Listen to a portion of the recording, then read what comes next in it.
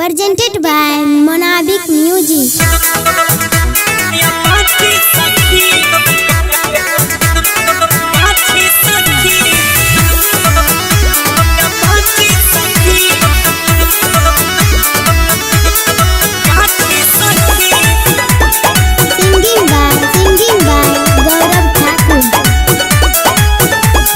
जहिया से पहला नजरिया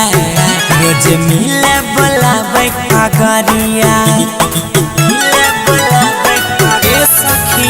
मिलल जहिया से पहला नजरिया रोज मिले बोलावे खगरिया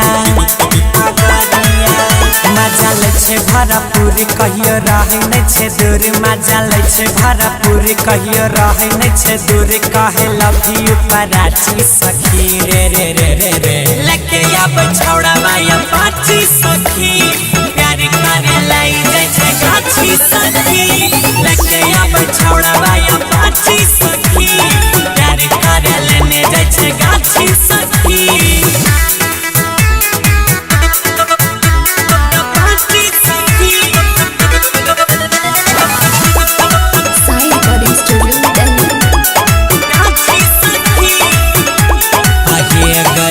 पहला बेरी भेल कोचिंग में भेट गे तहिए से मामला करा लेलक सेट गे कोई में जवानी बर्दाश्त गे सखी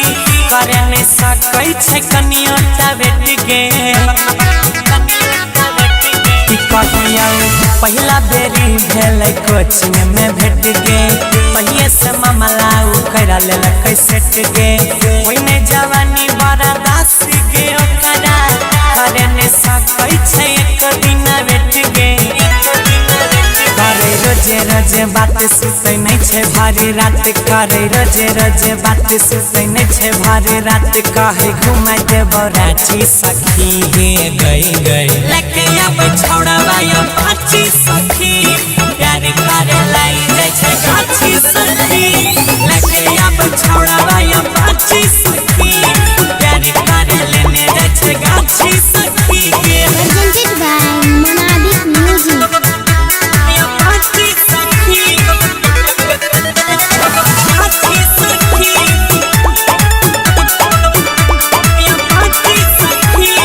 सोना के हमारा पिन्हैने छै रिंग गे कते बतैयो सखियो कर फीलिंग गे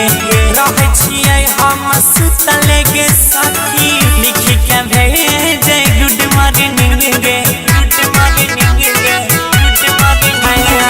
सोना के हमारा पिन्हैने छै रिंग गे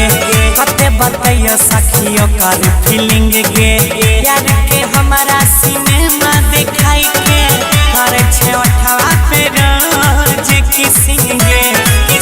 कहे सोनुआ गौरव सन्नी जन गेलै सब कहे अजया गौरव हन्नी जन गेलै सब गुड्डू बीनू गेलै बाची सखी